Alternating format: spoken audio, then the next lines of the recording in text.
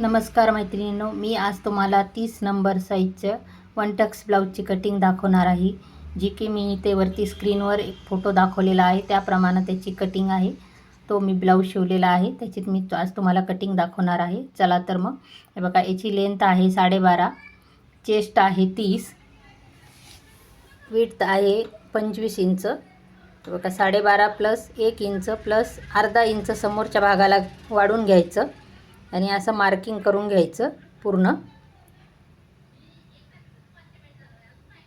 बघा 14 इंच पूर्ण मार्किंग करून घ्यायचं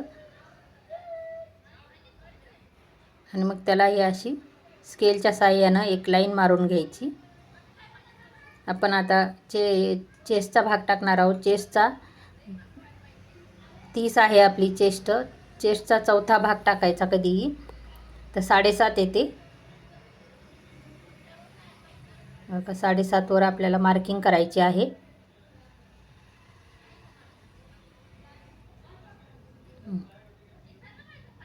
बरोबर अशी मार्किंग करून घ्यायची आणि 2 इंच मार्जिन घ्यायचं आहे. 2 इंचच मार्जिन घ्यायचं कधीही, कारण कमी जास्त जरी ब्लाऊज हे झालं फिटिंगला वगैरे तरी पण मग आपल्याला ते वाढवता येतं. त्यामुळे 2 इंचच मार्जिन ठेवायची. हे बघा, नवीन शिकणाऱ्यांनी तर 2 इंचच मार्जिन ठेवायची, कारण कसं होते ब्लाऊज कधी टाईट हे झालं ना तर त्यांना खोलायला यायला सोपं जातं, म्हणून 2 इंच ठेवायचं. हे बघा, अशी स्केलच्या साहाय्यानं आपण लाईन मारून घेतलेली आहे. चला आता आपण गळ्याचा भाग टाकणार आहोत. तर गळ्याची रुंदी जी आहे ती 2.25 इंच आणि शोल्डर जे आहे ते 5 इंच. शोल्डरची उंची म्हणजे आर्महोल जे आपण घेणार आहोत ते पण 5च घ्यायचं आणि इथून 5 असं बरोबर मार्क करून घ्यायचे. जे नवीन शिकणारे आहेत त्यांनी हे अशी मार्किंग करून घ्यायची म्हणजे करेक्ट येतं. 6 इंच गळा घ्यायचा, गळा उंची आणि 2.25 आणि अशी एक उभी लाईन मारून घ्यायची. गळ्याची आणि शोल्डरचे दोन्ही पण उभ्या लाईन मारून घ्यायच्या आणि आडवी लाईन.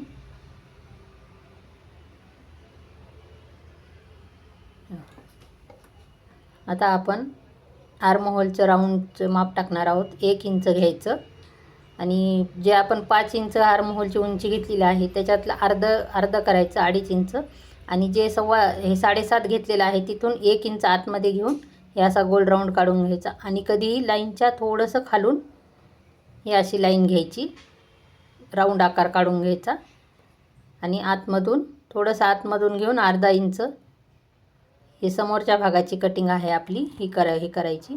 आणि गळा जो आहे तो आपल्याला थोडासा पान आकार आल्यावर येतो, तर 4.5 घ्यायचं. 4.5 वर मार्क करायचं आणि याच्या साहाय्यानं आपल्या या राऊंडच्या साहाय्यानं आपण हे बघा आपण गळ्याचा आकार काढून घेणार आहोत. अर्धा राऊंड, अर्धा स्क्वेअर आणि अर्धा राऊंड असा पानगळ्याचा आकार आल्यावर येतो. हे बघा आपण हे काढून घेतलेलं आहे. आपण आता टक्स पॉईंट टाकणार आहोत समोरच्या साईडला. तर टक्स पॉईंट आपल्याला इथं 3.5 इंच घ्यायचं आहे. हे 3.5 आणि वरती आपल्याला 5 इंच घ्यायचं आहे टक्सची उंची. बरोबर हे करून घ्यायचं आणि हे एक इंच त्याच्या साईडला या एकूण म्हणजे लाईन जी आहे ना त्याच्या एका साईडला 1 इंच आणि एका साईडला 1 इंच असं घ्यायचं, जे 2 इंचचा आपला टक्स येणार आहे. आणि त्याला आता 1 इंच आपण इथं वाढून घ्यायचं परत, कारण आपण टक्स जे देणार आहोत त्यानं ते आपलं तो भाग आहे थोडासा कमी होणार आहे खालचा, तर म्हणून मग 1 इंच वाढून घ्यायचं कधीही. हे बघा, आणि आता आपण हे असे टक्स जोडून घेणार आहोत. खालचा टक्स खालून 1 इंच मोठा येईल आणि वरती निमुळता आकार असा घेऊन बरोबर टक्स पॉईंट हे करायचा. हे आपलं तयार झालेले आहे ड्रॉईंग समोरच्या भागाची आणि मागच्या भागाची पण आहे. आता मी कटिंग केल्यावर परत त्याच्यात अजून काय चेंजेस करायचे ते तुम्हाला दाखवणार आहे. तुम्हाला जर माझा हा व्हिडिओ आवडला असेल तर प्लीज लाईक करा, सबस्क्राईब करा आणि शेअर करा. आणि तुमच्या जर काही कमेंट्स असतील तर प्लीज मला सांगा. आणि तुम्हाला माझी ही ब्लाऊजची कटिंग, तुम्ही ब्लाऊज आधी शिवून बघा आणि मग तुम्हाला माझी ब्लाऊजची कटिंग कशी वाटली ते मला कमेंट करून सांगा. हे बघा बरोबर ते बघ लाईनच्या खालून असं कटिंग करून घ्यायचं तो आकार.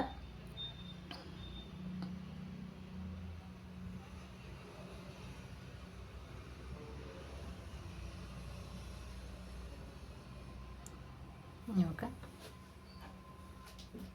आपण आता मागचा भाग बाजूला काढून ठेवणार आहोत. आधी आपण समोरच्या भागाची कटिंग करून घेऊ.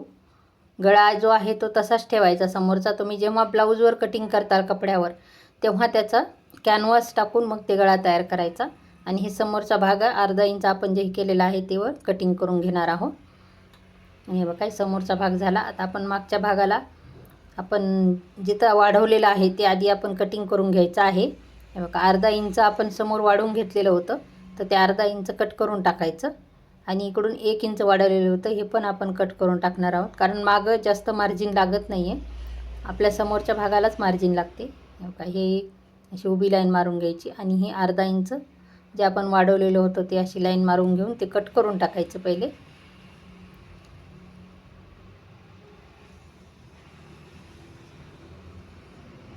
हे आठवणीनं कटिंग करून टाकायचं, नाही तर मग आपण जेव्हा ब्लाऊज शिवायला घेऊ पूर्ण मार्किंग केल्यावर तर हे भाग सगळे जास्त होतील, तसंही करायचं नाही.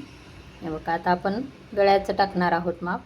तर गळा रुंदी जी आहे मागची 2.25 इंच घ्यायचं आणि गळा उंची जी आहे ती मी इथं 9.5 घेतलेली आहे.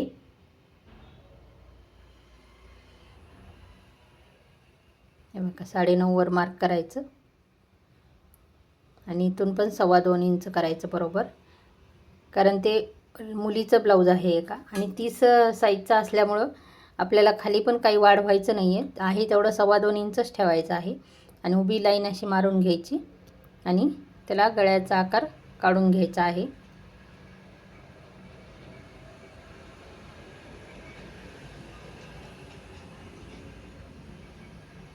याच्या साह्यानं मी कर्वच्या साह्यानं गळ्याचा आकार काढून घेत आहे, बरोबर राऊंड येऊन जातो. बघा हा आपला तयार झालेला आहे मागच्या भागाचं. आपण आता इथं टक्स पॉईंट टाकणार आहोत मागच्या साईडला.